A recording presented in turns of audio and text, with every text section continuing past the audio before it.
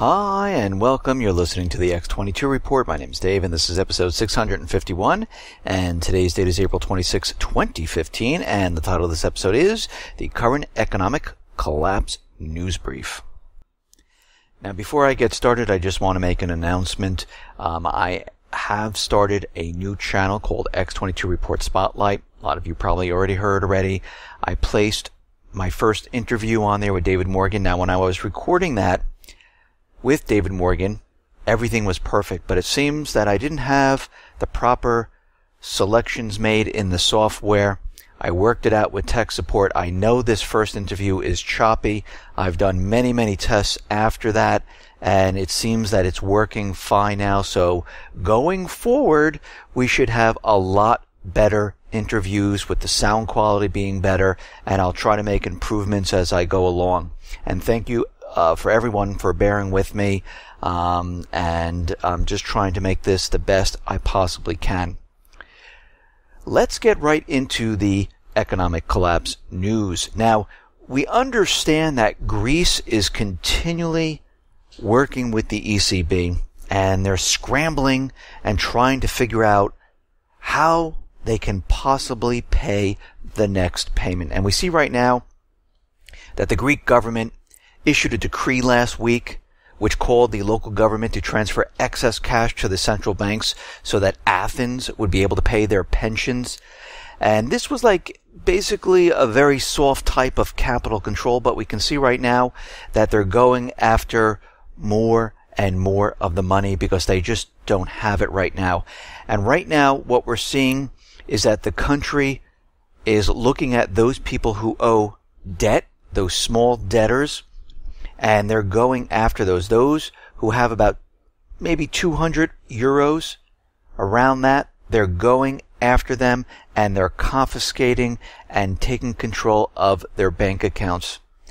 And we can see that most of the people are looking at this and they're getting nervous, and we're seeing that they might be making some type of bank run in the not so distant future, because everyone's going to see what the government is doing. They're going to see that they're going to be freezing bank accounts, taking that money. And right now, they're doing this because they just don't have the cash on hand to pay for the next payment.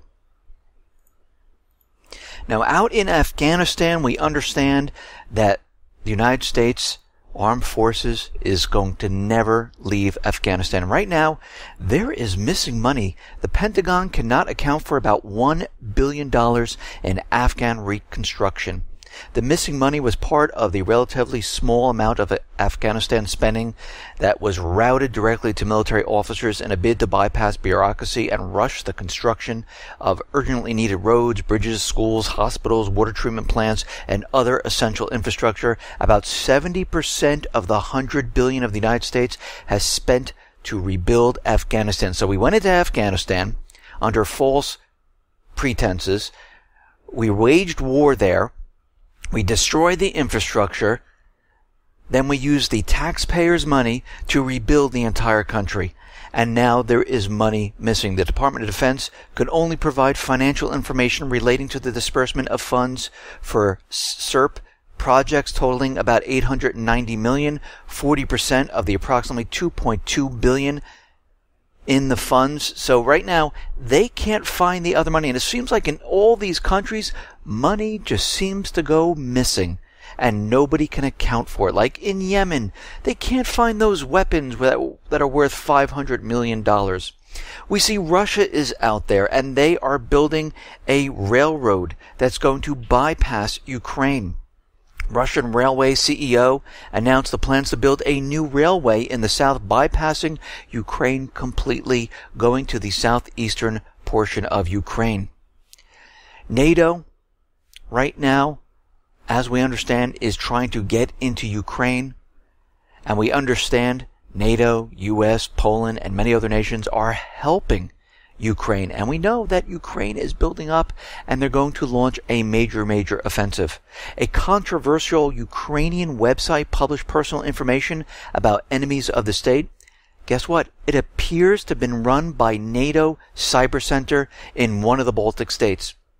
The website went offline on Saturday, but doing a domain search of the registrant of the website, it was registered under NATO, and it was operating in Estonia. So we can see right now, NATO, the U.S., they're all behind what's going on in Ukraine. And we knew this from the beginning. Ukraine right now is out there using propaganda. Of course, we had John Kerry out there. We had Obama out there. We had NATO out there saying that Russia is building up military assets once again on the border. And we can see Yatsenyuk is out there, and they are urging all the allies to send weapons because they see the rebels, Russia, they're getting ready to mount an offensive against them. And again, what they're going to do is they're going to create a false flag event, and they're going to blame the rebels. They're going to blame Russia for what is about to happen. And this is building up right now. Yatsenyuk said Russia is staging a substantial buildup of forces near and in eastern Ukraine, which is undermining the ceasefire. Now remember what Poroshenko said. He said that, listen, he is not mounting any type of offensive unless the southeastern portion of Ukraine or Russia decides to attack, and they're building up on this propaganda. We understand the U.S. troops had a parade through all the Baltic states. And right now we see they're looking for more powerful weapons. They're looking for 30mm cannons as new addition to its arsenal because why? The Russian aggression is building up and they need more advanced weapons. Lebanon is reporting that Israel is flying spy planes over Lebanon, which is a violation of the UN Resolution 1701 and the country's sovereignty, and that's absolutely true. But we can see that all these countries, they don't care. They have a certain agenda, and they don't care if they violate international law. They don't care if they wage war, because all they care about is pushing their agenda, period. Now, we understand in the Middle East, we understand that the United States is battling the Houthis in Yemen. We understand they're using Saudi Arabia and the coalition forces to do this. We realize what they're trying to do is restore the puppet government. That's pretty much it. We see the same problem happening in Libya, Lebanon, Iraq. And right now, we understand that their goal is to get into Syria, period, then Iran. Now, their tactics are going to change, but their goal is always the same. We see right now that the bombing in Syria and Iraq, just in the month of March, they have dropped about 1,600 bombs in Syria and Iraq last month, costing $8.5 million a day. Since August of 2014, 11,550 bombs have been dropped in the two countries, mostly by the U.S., and guess what we see? The territory of the Islamic State has grown. And we all understand that the United States, NATO, Israel, UK, the Arab coalition forces support the Islamic State. It is a proxy army.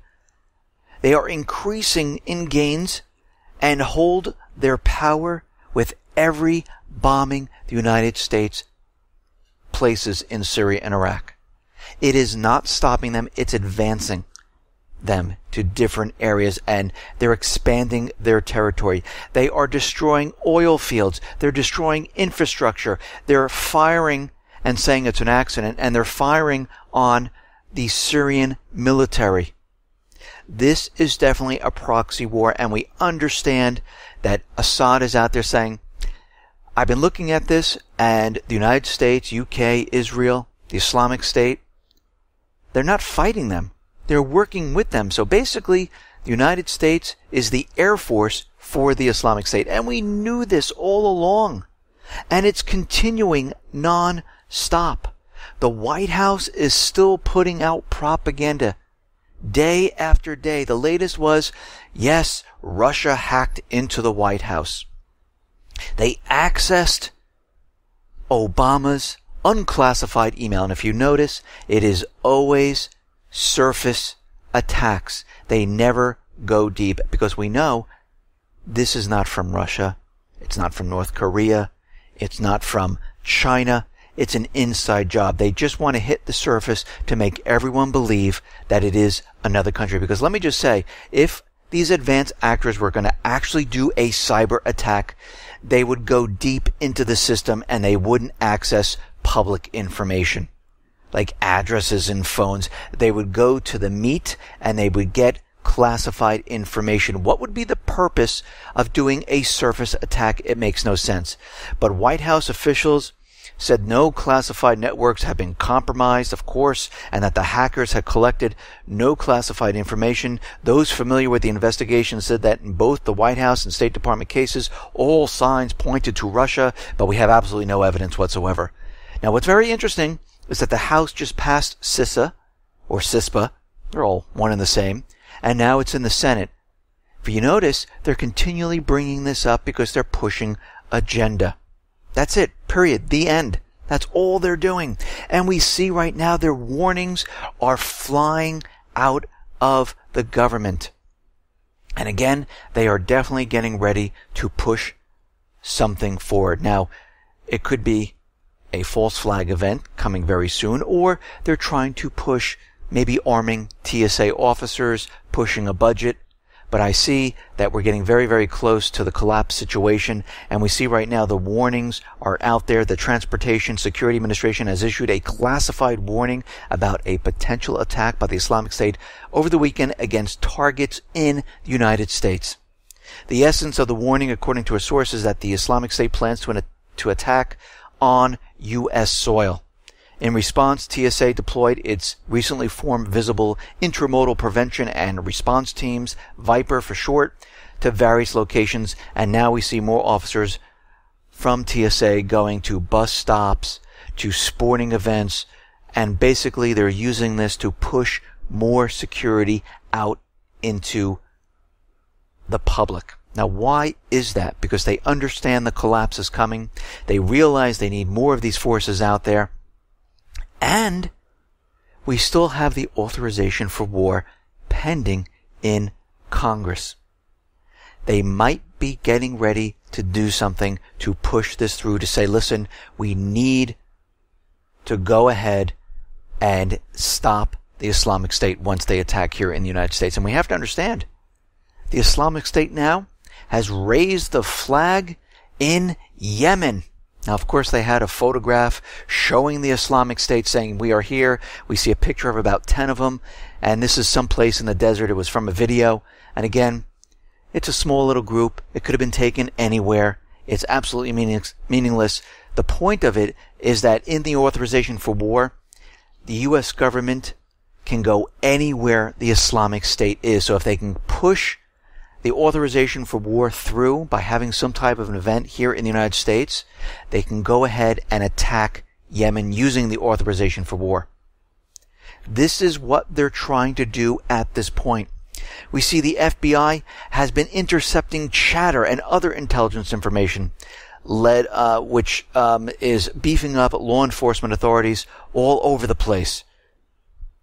Security has been raised in areas of California where the FBI is focusing its investigation. Some cities and other states have also increased their security as a precaution. And of course, the Islamic State is out there, and they put out a video saying that they're going to burn the United States once again by launching attacks similar to 9/11. They're getting ready for this. They're pushing their agenda, and we have to be on our toes to look out and say, you know something? We know this is a false flag event. We know what you're trying to do here, and we have to continually call them out on it. Listen, everyone, thanks a lot for listening. Be well, be safe, and especially be prepared.